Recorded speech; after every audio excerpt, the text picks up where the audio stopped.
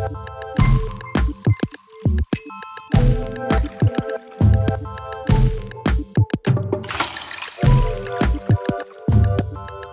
everyone, my name is Ian McIntyre. I'm here again with another Roga co-founder today on the second episode of the Roga podcast. Just a bit of a reminder, the Roga podcast is going to be something that we're going to be doing over time to bring you lots of different ways to deal with your stress and information about what's going on at our company, Roga. But we're starting with introducing you to the people who brought you Roga. And so today I have here with me one of our co-founders and our chief scientist, Alison. Alison's in Canada. Hi, Alison. How are you going? Hey, really well. Great to see you. Great. So Alison is a neuroscientist with a fascinating history, a really interesting personal story with how she's gone through stress and how she came across Roga and is working on it as a solution. A reminder today that anything that we discuss in this podcast is definitely not intended to be anything like medical advice, and you should definitely talk to your doctor if you have the symptoms of any medical condition. The Roga device is something that you can find on www.rogalife.com. That's what we're going to be discussing today. And I'll just get started by saying Alison is actually someone who really inspired me to join the team here at Roga because she is, one, a lovely person, and two, incredibly intelligent and actually heads the side of Roga that's dealing with everything on the regulatory front and all of the difficult neuroscience. So it's a privilege to talk to you today, Alison. Great to be here. Thanks so much for this, Ian. Awesome. Well, Alison, could you just give us a little introduction in your words to you as a person? Yeah, so I was born and raised in Toronto, Canada. I spent a big chunk of my life in grad school. So I did a PhD in neuroscience. It's actually called neurophysiology, the branch of neuroscience that I studied at the University of Waterloo.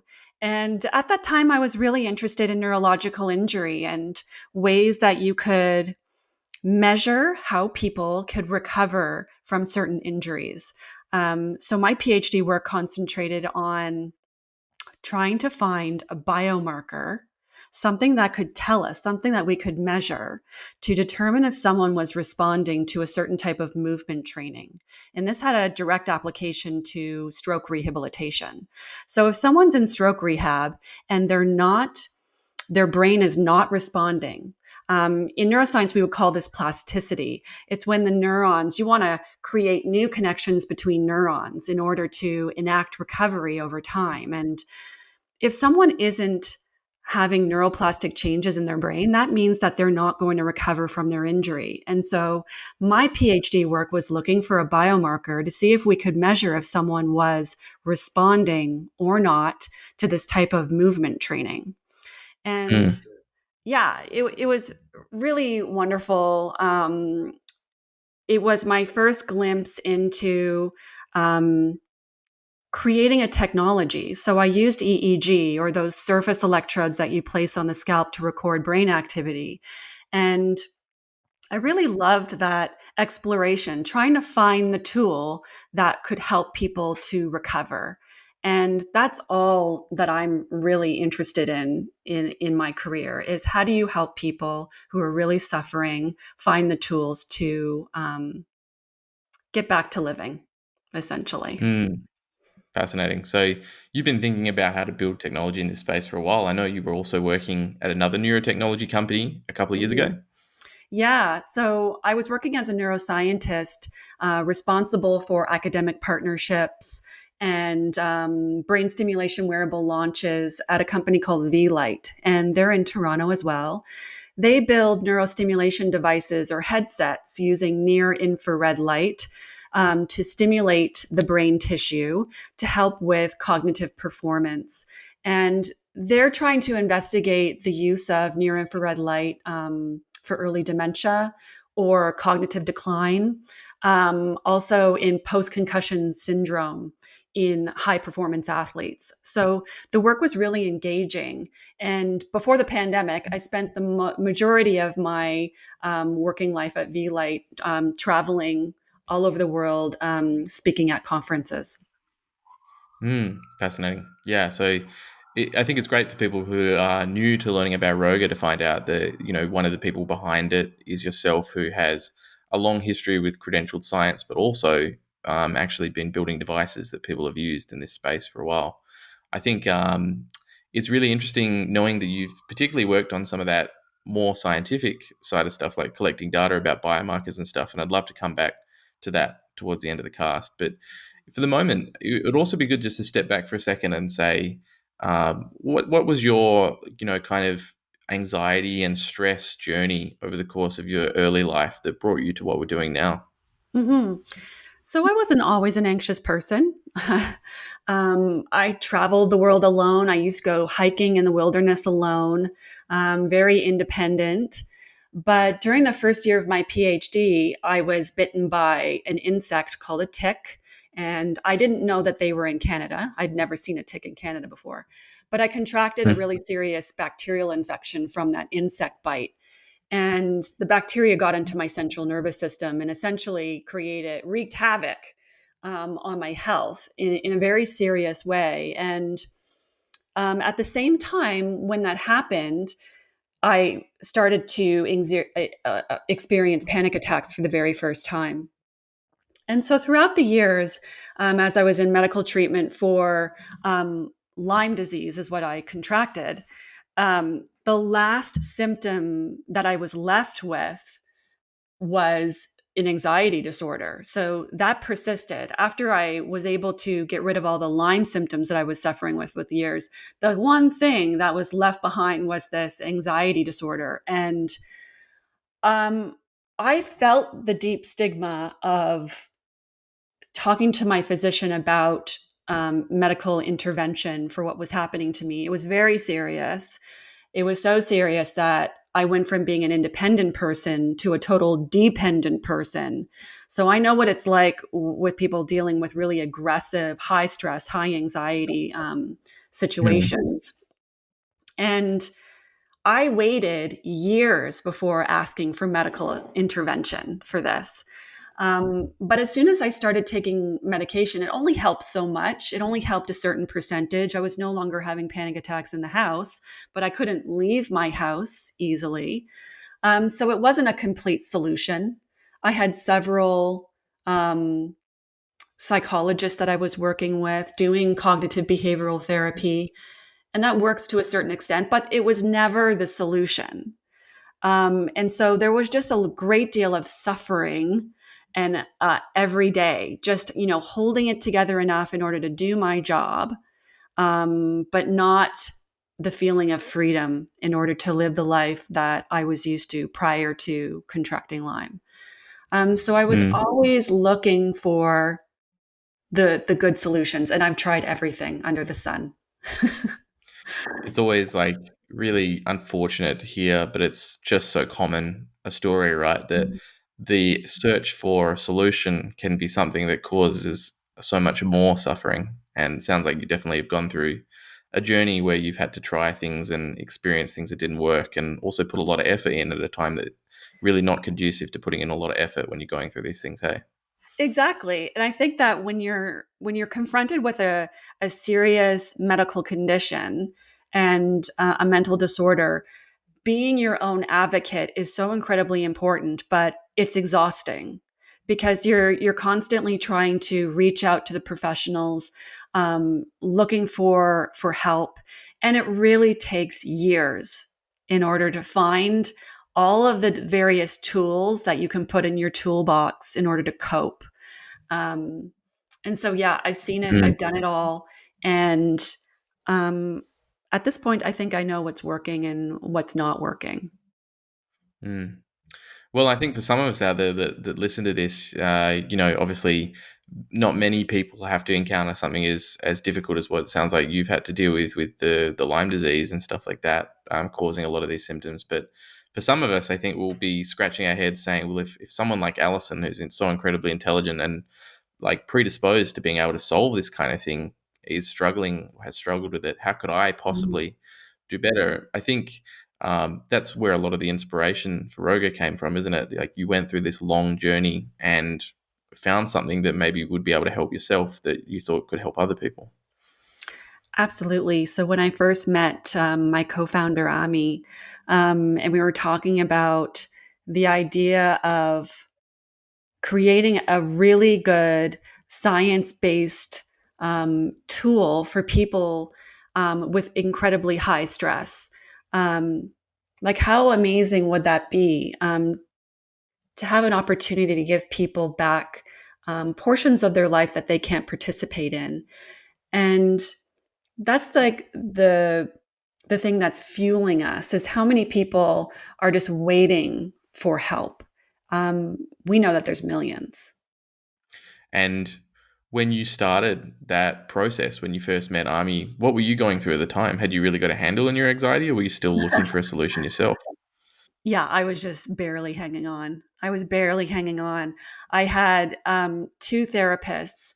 Let me just back up for a moment. So, because the anxiety disorder had gotten so aggressive, I wasn't working full time for a few years. And when I gathered enough courage enough to return to full time employment, um, or employment outside of my house, I should say. I was always working, but within the house, within the safe zone where I could cope with the symptoms. When I left to, seek full-time employment outside of the house again, yeah, you're just barely hanging on. And I was using medication, two different medications, um, consulting with my therapist weekly, concentrating on cognitive behavioral therapy, using binaural beats, relaxation, meditation, anything to try and I was walking a very fine line. And traveling heavily was certainly not helping. But at the same time, like, there's this excitement of, returning to my career after a few years of having to put someone on hold. And then, just really holding yourself tight. I think that people who are listening to this who experience really high stress, there's that feeling of tightness all the time, where you're so hyper vigilant and so worried about any kind of feeling that you're feeling in your body. Like, is that the trigger of a panic attack coming on? It's that hypervigilance that is really exhausting. And uh, since we created Roga and I've been using the device myself, it's really nice not to have to experience that on a daily basis anymore. I think that's an awesome introduction, Alison. Thank you so much for sharing your, obviously very personal and inspiring story of how you came to want to found a company like this. Now that you've mentioned kind of what anxiety felt like for you, I think it'd be great if you could use the kind of same terms to talk about how you found the Roga device and how it works scientifically. If you could stitch all Mhm. those things together, that'd be awesome. Yeah. So the Roga device is an actual wearable. It comes with two electrodes that you place on the skin behind your ears. And we have these things called ear hooks that just help to stabilize the lead wire of the device to the head. The lead wire plugs into our really small stimulation device, and then the device receives power from a cell phone. So once you plug it into the cell phone, the device will emit a really low level rhythmic stimulation. And studies are showing that this type of stimulation, it's very specific, helps to reduce brain waves that are associated with anxiety. So I'm interested in EEG brain oscillations. So in my grad work, I used EEG surface electrodes on the head to record brain activity. And we have 5 different types of brain waves. The brainwave that is associated with anxiety are called beta. And this type of technology that we're using helps to reduce beta brainwaves to alpha brainwaves. And most people have heard about alpha brainwaves. Those are the brainwaves that are more associated with rest and relaxation and focused, calmful thought. And it's really encouraging to know that this type of stimulation that we've chose for our product is backed by science, and it's actually shown through decades of research that it can help to reduce very high severe levels of stress. Mm. Yeah, I know personally for me, knowing that you had put your stamp of approval on the technology from a safety and efficacy perspective was really important, and being able to explain it to people is, it's not a uncomplicated technology, but you do it really well too. So yeah, thanks for sharing that little analogy about the brainwaves shifting. I think it would be great to hear just in general, what do you feel personally when you use the Roga device, and how do you think that's working physiologically? hmm So the device itself, you can toggle the intensity of it. And if you have the device at its highest intensity, all you're going to feel is a gentle tingling on the skin. Now, every person is different. That's why we like to give a variable intensity rate. I'm the type of person that I guess doesn't feel the stimulation very easily. So I'm always up at the top, at the maximum Mm. intensity. Um, Just like me. yeah. And I like to feel the stimulation. And what it feels like is you can either go from not feeling anything during a session, a 20 to 60-minute session, to feeling your heart rate decrease over time, over the session duration, and feeling like there is like this feeling of positivity that just washes over you. And everyone is so different, but one of the most lovely ways to experience a Roga device or a Roga device session is using it in tandem with the Roga app. So we have a whole suite, a whole library of different programs that are focusing on different types of stress. And it's really nice to listen to those and watch those programs as you have your stimulation device on at the same time. That being said, the most important thing here is consistency. With this type of stimulation, you want to use it consistently day after day, because the more you use it, the more effects there are. And yeah, you can wear it during any task during the day, sitting at your computer working. We do have beta testers that have used it while they're at work, because a lot of people do feel high stress at work. People take it when they're out for a walk. But just letting you know, we also have amazing content on the Roga app as well. Yeah, for those who haven't listened to the last podcast we did with Army, the CEO and another co-founder of Roga, it was a really interesting story hearing how him and Alison experimented with using different technology and meditations, YouTube videos, all kinds of things at the same time as the Roga device to try and help that emotional, psychological side of things as well. It's a really interesting story, and if you haven't listened to that, you definitely should.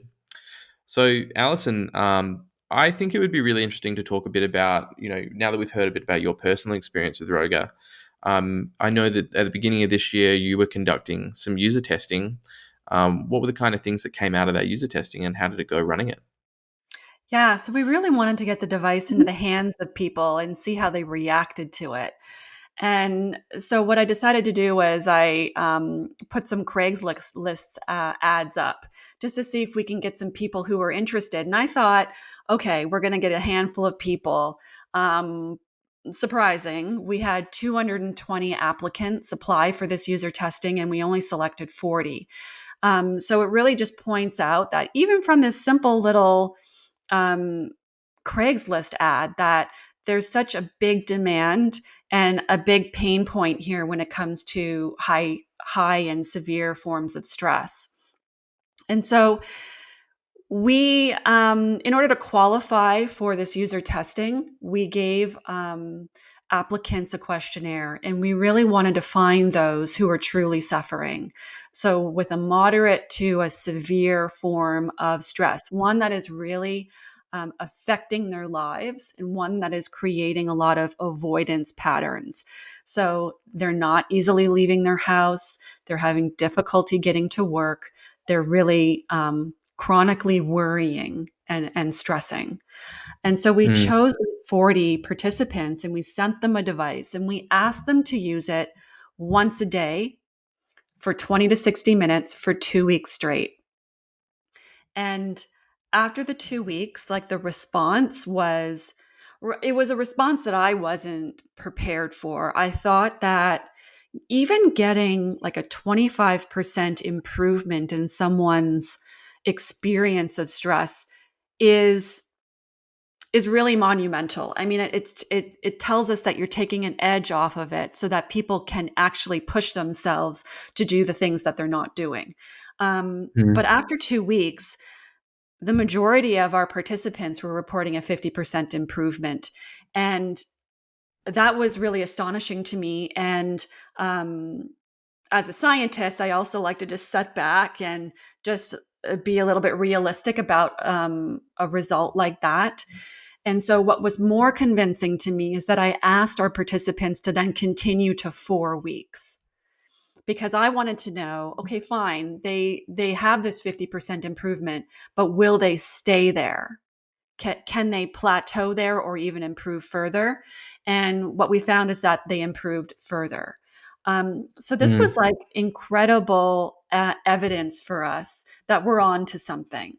And we know realistically that we always need to give people 6 to 8 weeks to fully engage in a device to assess whether it's helping or not. But what we determined is that a couple of months after this user testing completed, I reached back out to our users and we found out that 73% of them are still using the device. So it's still helping them and they still want to use it. And that's really exciting to hear. Incredible. Yeah, I mean, I think it's important, it's easy to get bogged down in stats and thinking about numbers and stuff like that, right? Isn't it, Alison? But it's also just incredible to think about stepping back and saying, in the current environment with all of the stress and all of the burnout going on among people in the workforce and among people dealing with difficult personal journeys, if we could alleviate that much stress from a large population of people, the difference that would make in the world, right? And that's really inspiring. I know also, having talked to a couple of those users, but great to hear from you, that a lot of those people just had incredible things to say about their experience as well. Hey, they really did. Like, we have such a long list of testimonials, and some of those testimonials are on the Roga website. So I would encourage everybody to go and look at them. Yeah, they truly are. They truly are. And I think also it's important to say that it was probably very nice for those people to interact with you, Alison. I'm sure they had a good time being looked after by someone so kind and compassionate. And that's something that you, as the founder of the company, have really instilled in the rest of us, and that we try to bring to our product too. This compassion and understanding, and being really enthusiastic about helping. So thank you for everything you do. It's awesome. Thanks. I would love to just get a second just to hear, what is your vision for Roga for the future? Obviously, we've done what we've done now. We are where we are now. We're soon to be putting a product on the market, which is very exciting. But over the next couple of years, what would you like us to achieve? So we are launching Roga this year in 2022 in around the fall.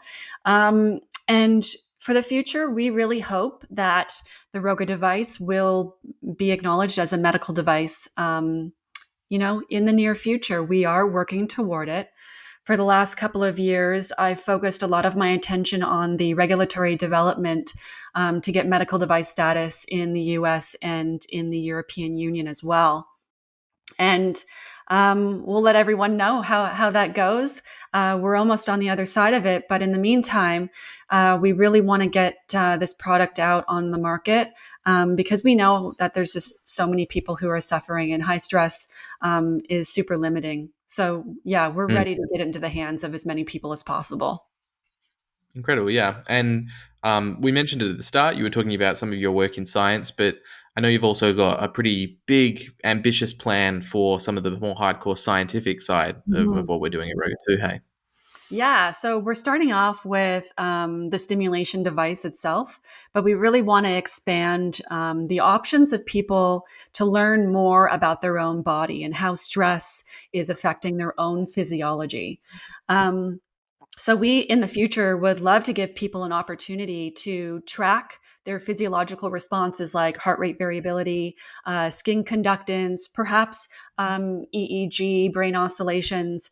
We're spending time now to understand what types of biomarkers are most influenced by the Roga device. And we're focusing on biomarkers as an indices of stress in particular. And I think people really want to learn more about their body, and as you see, has your own physiology change over time as you use the Roga device. I think that's really empowering, and you know that you're moving in the right direction. So there's big things coming up Mm. with Roga. Yeah, so on the path towards a medical device, working on some really cool science like biofeedback and stuff like that.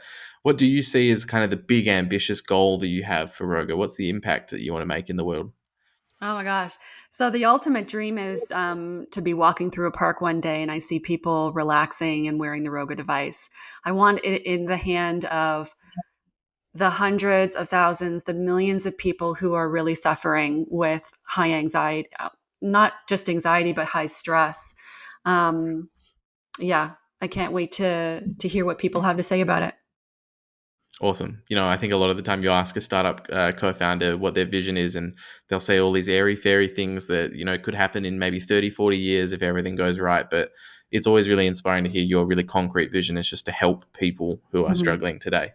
And I think that's really important. And it's really awesome to be on the team with you, Alison. And thank you so much for sharing your story uh, today. And thank you very much for all the work that you do. Thanks so much. Great to chat with you. I would encourage everyone who's listened to the podcast today, if they would like more information, you can definitely stay in touch with us through our social media. You'll find us across social medias on Roga Life. Actually, really interestingly, today we're featured in a Forbes article where Alison herself has been interviewed in depth about Roga and some of the work that we're doing and why we're doing it. So you'll be able to find the link to that on there. You can also obviously stay in touch with us by going on our website at www.rogalife.com, and you can sign up to follow along on our mailing list there, where we'll let you know all of the latest developments. Alrighty, great to see everyone. We'll see you again soon.